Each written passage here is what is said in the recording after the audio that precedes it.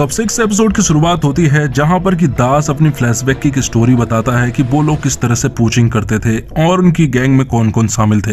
वो बताता है कि सबसे पहले तो हमारी गैंग में पोया और राज ही थे, लेकिन हमें जंगल के बारे में ज्यादा नॉलेज नहीं था, इसलिए हम अरुकु की मदद लेना चाहते थे। लेकिन अरुकु मदद नहीं करना चाहता था क्योंकि वो जंगल का एक वॉचर है, लेकिन हमने उसे बहुत ज्यादा प्लाने के बाद किसी तरह से मना ही लिया था। जिसके बाद रात को राज जो है वो अरुकु के पास जाता है और उससे कहता है कि हमें जल्द से जल्द पोचिंग के लिए तैयारी करनी होगी और तुम्हें जल्द से जल्द हमारे साथ चलना होगा।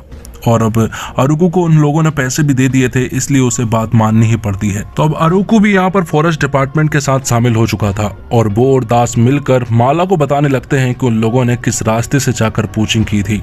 अरुकु उन्हें रास्ता बता रहा था और उस जगह पर ले जा रहा था जहाँ पर कि उन लोगों ने कैंप लगाया था। यहाँ पर जब वो लोग जा रहे थे तभी उनके बीच में शेर भी नजर आता है जो कि उन्हें ही देख रहा होता है, लेकिन ये लोग वहां से भागते नहीं बल्कि वहीं पर खड़े रहते हैं। तब वो वहां से चला जाता है। आगे जाने पर वो एक जगह पर कैंप भी लगाते हैं और उसी जगह पर अरुकु और उसकी पूरी टीम ने लगाया था। यहाँ पर राज भी था जो कि उनका लीडर था। तो राज की गैंग ने एक जगह पर कैंप लगाने के बाद रात को खाने पीने की व्यवस्था की, जिसके बाद खाना पीना खाने के बाद वो लोग सुबह की पोचिंग की तैयारी करने लगे। दास के हाथ में बारूद का एक मग था जो कि दिखाई नहीं दे रहा था। तब यहाँ पर दास एक माचिस से उसके अंदर उजाला करके देखने लगता है, लेकिन तभी एक धमाके की वजह से उसका मुंह पूरी तरह से बिगड़ जाता है और अब उसे हॉस्पिटल ले जाने की जरूरत थी। लेकिन राज कहता है कि हम ऐसा नहीं कर सकते क्योंकि हमारे पास टाइम कम है। जिसके बाद रात सुबह देखता है कि शायद अरुकु यहाँ से भागने की कोशिश कर रहा है। तो यहाँ पर राज अरुकु से कहता है कि मुझे पता है कि तेरी फैमिली कहाँ पर रहती है और अगर भागने की कोशिश की तो वो उसकी पूरी फैमिली को मार देगा। जिसके बाद राज और पोया मिलकर जंगल के अंदर जाने लगते हैं जहां पर कि वो लोग अब हाथी का शिकार करने वाले थे। सबसे पहले वो एक बड़े से पेड़ को देखते हैं और उसके ऊपर चढ़ जाते हैं और हाथियों का इंतजार करने लगते हैं। वो यहाँ पर देखते हैं कि बहुत सारे हथनी आ रही है और हाथी अभी तक नहीं आया था।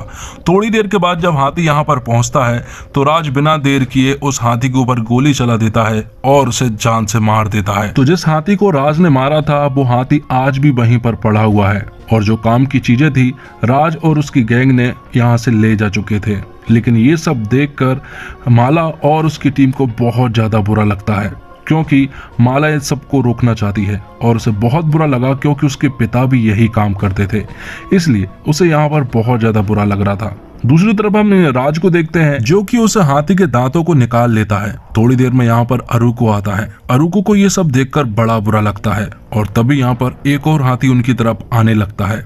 ये देखकर राज उसके ऊपर गन तान देता है, लेकिन अरुकु उसे समझाने की कोशिश करता है कि हमें उससे कुछ भी नहीं मिलने वाला है, इसलिए उसे नहीं मारना चाहिए।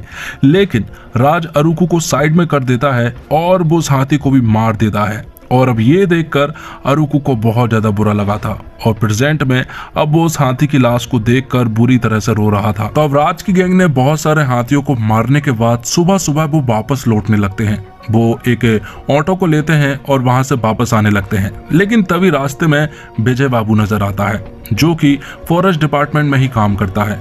वो यहाँ पर अरुकु को जानता है, इसलिए उससे कहता है कि तुम लोग यहाँ पर क्या कर रहे थे। जिस पर अरुकु कहता है कि हम लोग यहाँ पर बैठकर शराब पी रहे थे और ज्यादा शराब पी लेने के कारण हमें पता ही नहीं चला, इसी वजह से हम वहीं पर सो गए। तो अब विजय बाबू यहाँ से चला जाता है और यहाँ पर राज सबसे कहता है कि हम जल्द फिर से मिलेंगे। तो अरुकु यहाँ पर माला को सब कुछ बता देता है और वो उसे ये भी बताता है कि आगे चलकर उसने डिसाइड कर लिया था कि अब वो इनका साथ नहीं देगा, इसलिए अब वो ये काम छोड़ने वाला था। लेकिन उसने ये काम किस तरह से छोड़ा वो उन्हें बताता है कि एक दिन उनके घर पर पोया आया और वो फिर से कोचिंग करने की बात कर रहा था। लेकिन इसके बारे में अरुकु ने अपने घर वालों को बता दिया था। अरुकु का बेटा अक्सर बीमार रहता है, इसलिए अरुकु को बहुत सारे पैसे चाहिए थे। लेकिन अब अरुकु का बेटा खुद चाहता है कि अरुकु ये काम छोड़ दे, इसलिए इस बात का पछतावा हो रहा था। इसलिए अरुकु अगले ही दिन विजय बाबू के पास चला जाता है और वो विजय बाबू को सब कुछ सच बता देता है कि वो राज की गैंग के साथ मिलकर पोचिंग कर रहा था और उसने बहुत सारे हाथियों को भी मारा।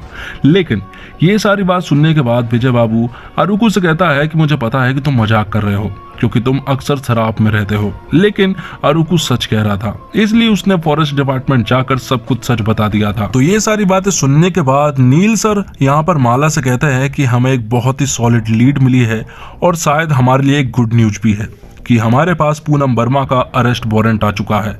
लेकिन ये वारंट तभी काम करेगा जब पूनम वर्मा केरला आ जाए। अगर हम उसे दिल्ली में अरेस्ट करते हैं तो ये इलीगल होगा, इसलिए किसी तरह से पूनम वर्मा को बिना बताए केरला लाना होगा। और इसी के साथ एपिसोड 6 भी यहीं पर खत्म होता है। इस वीडियो को लाइक करें, शेयर करें अपने फ्रेंड्स के साथ और सब्सक्राइब करें चैनल को अगर आपने अभी तक सब्सक्राइब नहीं किया। और नेक्स्ट वीडियो में आप लोगों से मिलते हैं किसी ब्लॉकबस्टर मूवी का या सीज़न का रिव्यू और एक्सप्लेनेशन लेके। तब तक के लिए अपना ख्याल रखें, अपने से जुड़े लोगों का ख्याल रखें।